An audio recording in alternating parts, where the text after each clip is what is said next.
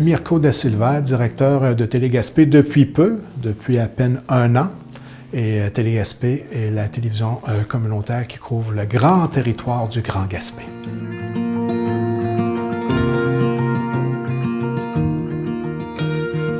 Une façon simple de résumer le mandat d'une télévision communautaire, c'est vraiment de mettre le citoyen au cœur de sa production. Donc, l'ensemble des productions télévisuelles qui sont réalisées à l'intérieur d'une programmation communautaire, on retrouve le citoyen du territoire de Desserte à l'intérieur de chacune de ces productions-là. Et naturellement, couvrir l'ensemble des événements qui se déroulent sur le territoire et faire de l'information locale.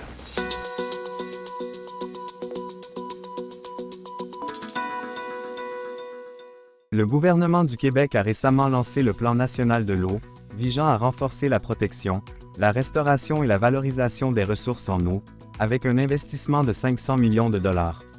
Le plan, élaboré en collaboration avec divers partenaires, comprend 7 orientations principales, telles que l'assurance d'une eau de qualité, la protection des milieux aquatiques et la promotion d'une gestion durable. Ce projet ambitieux, soutenu par le Forum d'action sur l'eau, vise à préserver les ressources pour les générations futures, comme l'a souligné le ministre de l'Environnement, Benoît Charette.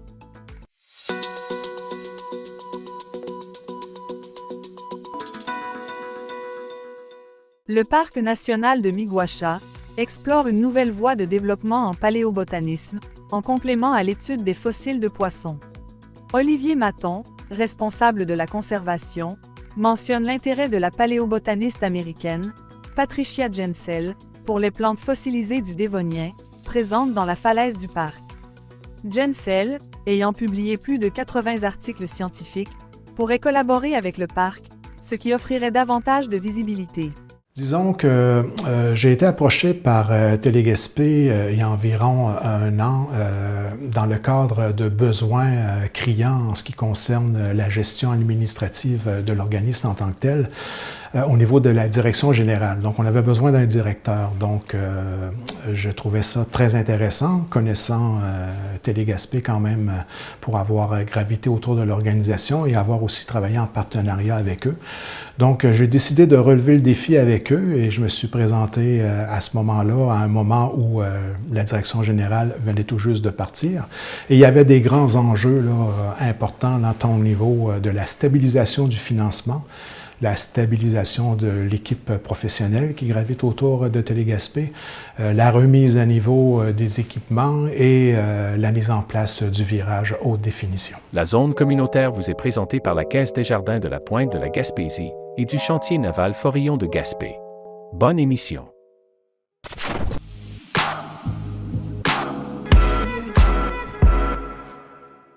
Bonjour tout le monde et bienvenue à la zone communautaire à Télé-Gaspé. Aujourd'hui, à l'approche du temps des fêtes, nous recevons Cathy Bérubé, qui est la coordonnatrice à l'expérience des visiteurs pour Destination Gaspé. Bonjour Cathy. Bonjour Simon.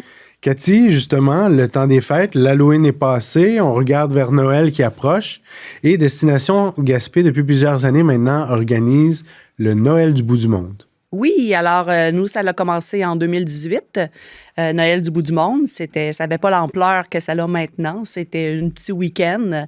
Cette année, on est sur 6 fins de semaine. C'est notre plus long Noël du bout du monde. Donc, on est super contents de ça. Donc, en partant à Télé-Gaspé, au niveau du financement de base, c'est un défi en soi. On a le ministère de la Culture qui est là à peu près pour toutes les télés, pour le fameux 4 heures de production originale par semaine. Mais au niveau de la mobilisation et de l'ancrage dans la communauté, il y avait un grand travail à faire. Travail qui n'est pas encore terminé au moment où on se parle, mais qui s'amorce et qui se présente de façon extrêmement positive. Donc, dès mon arrivée à Télé-Gaspé, première des choses qu'on a mis en place, c'est de stabiliser l'équipe de production audio-vidéo, les techniciens qui étaient en place, avec une salle de nouvelles, rendre la salle de nouvelles, encore une fois, opérationnelle, donc de trouver des gens qui gravitent autour de la programmation, le plus possible issus de la communauté, de façon à répondre aux critères gouvernementaux du ministère de la Culture et des Communications, trouver des commanditaires, la fameuse commandite de prestige, et naturellement des partenaires au niveau de la programmation qui sont très importants. Donc, tout ce que j'ai dit au niveau de la TRP, au niveau de la mobilisation des partenaires, la mobilisation du milieu, la stabilisation de la salle de nouvelles avec une équipe de travail stable au niveau des employés, c'est la base de n'importe quelle télé communautaire au Québec, là, ce qu'on est en train de discuter là. Première chose, on a stabilisé l'équipe au niveau professionnel. Ensuite, une programmation est apparue naturellement de la stabilisation de ces professionnels-là, tant derrière la caméra que devant la caméra. Mais là, on a relevé un défi qui sort un peu de l'ordinaire à Gaspé, c'est que n'ayant pas accès non seulement au financement nécessaire pour engager un journaliste à temps plein, d'autant plus qu'il y a une pénurie totale de journalistes au moment où on se parle. Les journalistes travaillent à peu près en moyenne entre 4, 5, 6 médias différents là, lorsqu'on essaie de les approcher pour les avoir à temps plein. Donc, ayant à faire face à cette réalité d'absence de main-d'œuvre sur le territoire, on a décidé d'innover avec des gens qui avaient la possibilité de pouvoir réaliser et produire, mais à distance.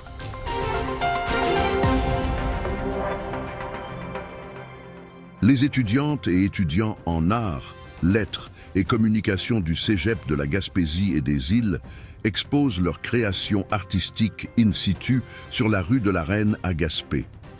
Mais comment ces œuvres éphémères enrichissent-elles le centre-ville tout en respectant l'environnement? Élise Dubé, enseignante et porteuse de projet, nous en parle.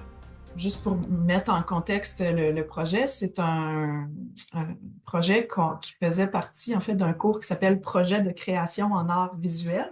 Donc, c'était vraiment l'idée que ça dure à peu près une semaine ou à peu près. Donc, ça a été installé le 10 octobre, puis ça va être retiré le 24 octobre.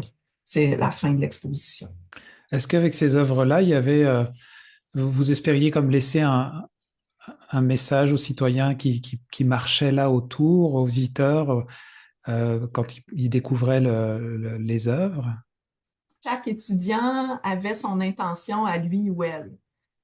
Donc, selon les images que vous allez voir de nos installations, chaque étudiant donnait un titre à son projet, à sa création, puis rédigeait un texte d'intention. Alors, je dirais que c'était plus individuellement qu'il y avait cette réflexion-là. Donc, au niveau du bulletin de nouvelles et de la programmation, il y a beaucoup plus de pigistes que de temps plein à Gaspé. Donc, si on parle de l'équipe de Télé Gaspé, je suis moi à temps partiel directeur général et on a 2 employés à temps plein.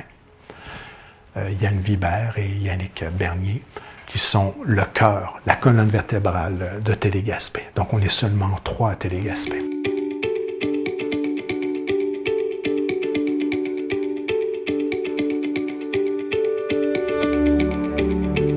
Bonsoir, bienvenue à cette séance de présentation du budget municipal 2024. Maintenant, les défis financiers, je n'ai pas réinventé la roue. J'ai été solliciter les mêmes partenaires pour le territoire de Gaspé que ceux que j'ai au niveau de la MRC du Rocher-Percé. Donc, je me suis concentré sur MRC, Côte de Gaspé, partenaires principaux, la ville, souvent institutions financières de l'endroit et naturellement des partenaires financiers autres, de les convaincre de la pertinence de notre mission puis de l'importance de soutenir cette mission-là dans le milieu. On est en train de mettre ça en place au moment où on se parle. Donc, je n'ai pas encore fini de convaincre le milieu de la nécessité d'eux. Donc, le défi est très grand. Mais à partir du moment où on croit en notre mission, et croyez-moi, tout le monde qui est en place, ainsi que le conseil d'administration, on y croit, on est vraiment persuadé de pouvoir réussir à relever le défi d'opérer une télé communautaire à Gaspé de façon à ce que ça soit du moins équilibré au niveau du budget pour qu'on puisse continuer à réaliser notre mission. Mais le défi est très grand. Et tout dernièrement, je te dirais dans les dernières semaines, on a enfin fait le virage haute définition. Le conseil en bref vous est présenté par la MRC de la Côte de Gaspé.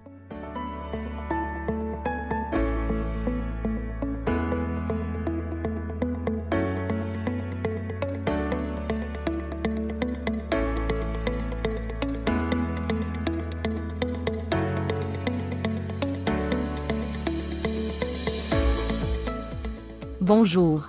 La dernière séance publique du Conseil de la MRC a eu lieu le mercredi 9 octobre 2024.